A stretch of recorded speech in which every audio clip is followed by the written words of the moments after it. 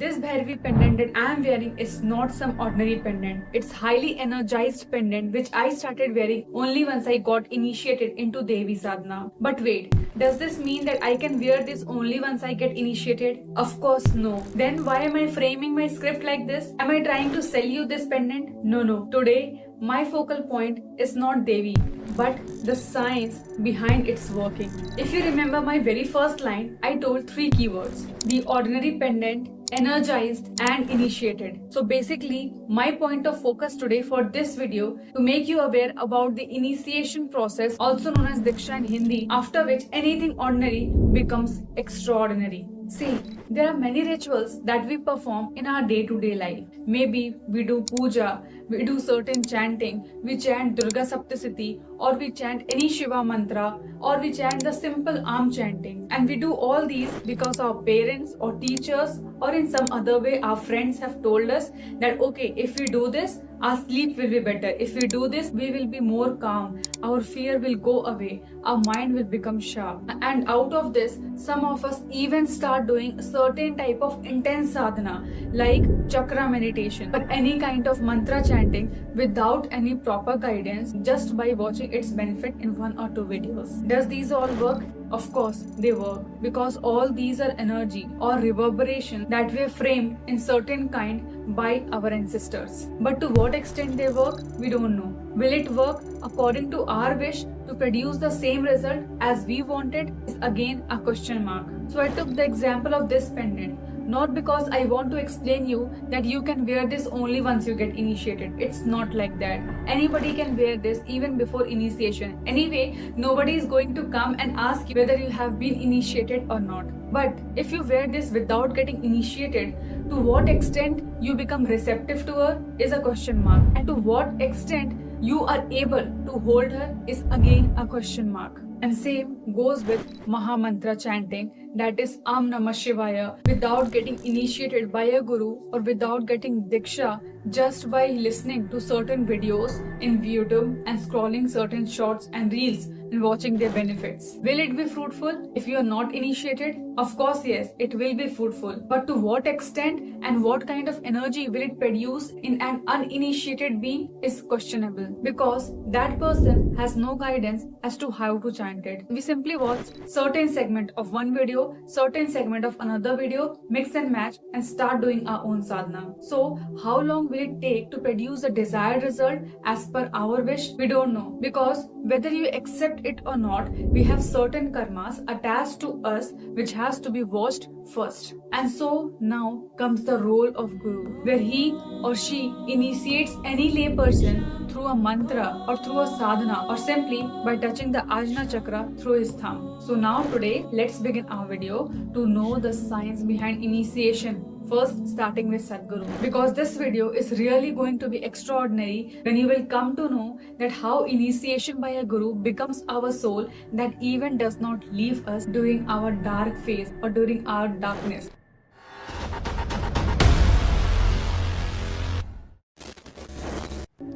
Initiation is not about a bundle of instructions.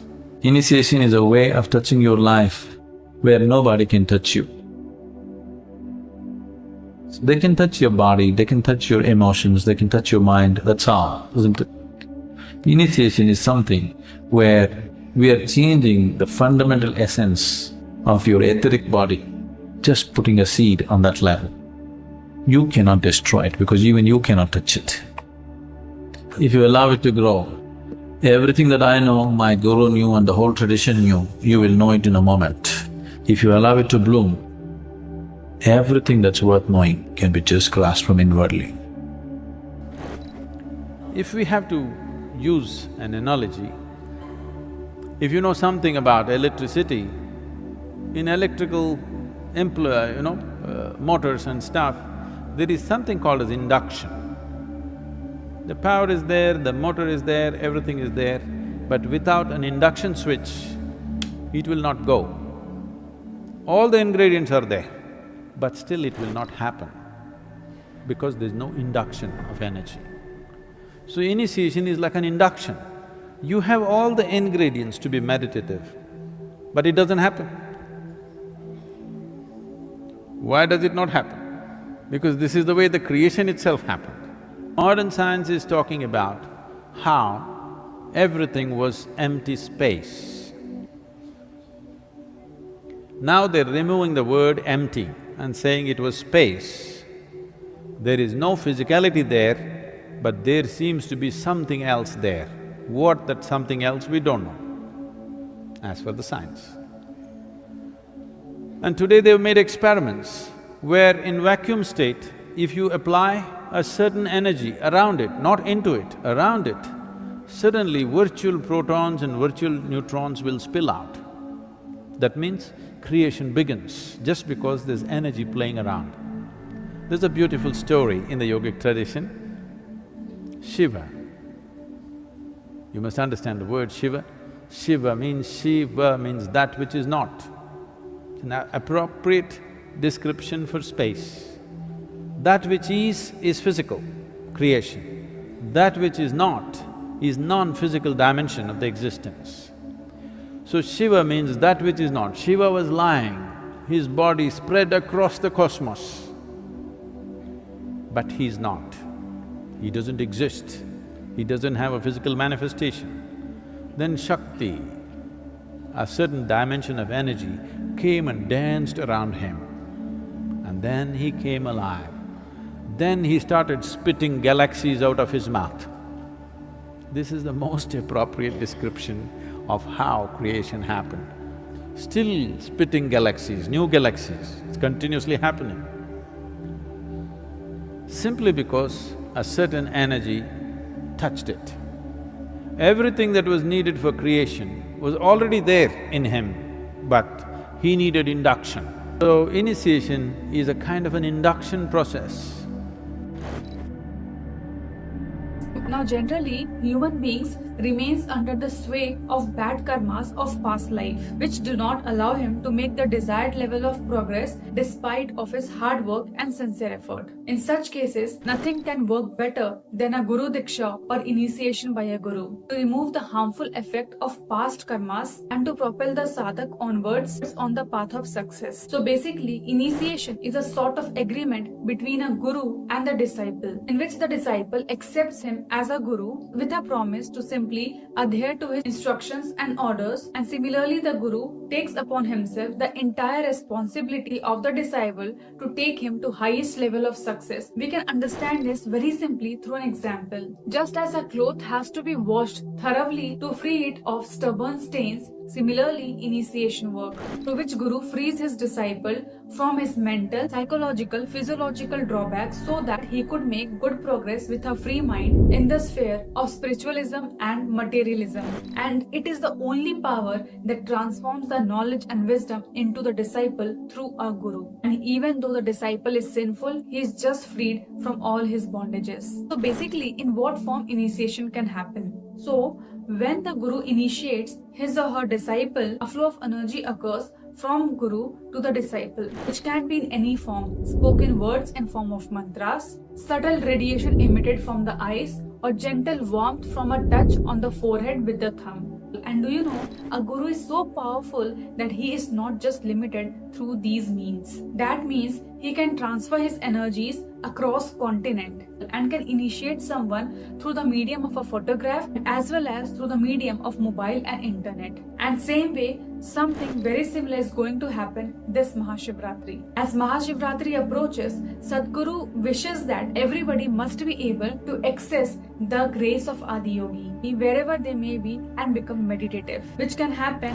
when we start clearing our cobweb of karma. So one way to achieve this and to make it easy for us is through Mahamantra initiation. You all might be already aware that this Mahashivratri, Sadguru is going to initiate us through a Mahamantra, that is Om Namah Shivaya. Om Namah Shivaya.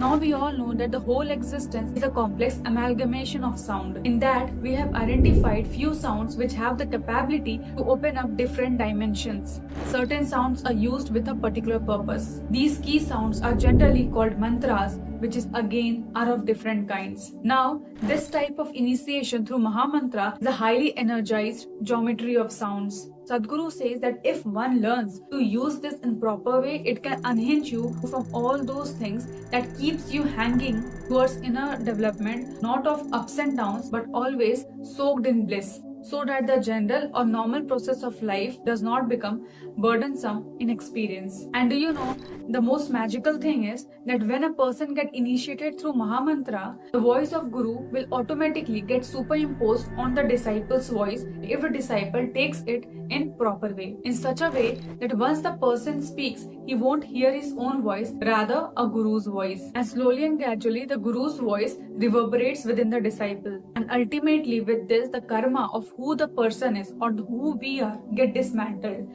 and we get freed from our past karmas. And gradually, through this purification, the person becomes meditative. And in this Mahamantra initiation, anyone can get initiated despite of their age, their gender, their caste, or any continent. Mahamantra is one of those powerful sounds that have a very unique type of reverberation, because no matter whatever yogic practice or sadhana or whatever else we do, ultimately we will become the possibility only once we become available to grace. And therefore, hope you all are ready for this Mahamantra initiation, that is Am Namah Shivaya. And now, if you wish to know about the meaning of each word of this Mahamantra, that is Namah Shivaya, that is the Panchakshara, you can comment me down in the comment section. It can become another video topic so that this video does not elongate much. So now finally winding up, are you all ready to become receptive to the grace of Adiyogi on the day of Mahashivratri? If you haven't watched my video on the preparatory Shiv Sadhana, which can literally make you experience Shiva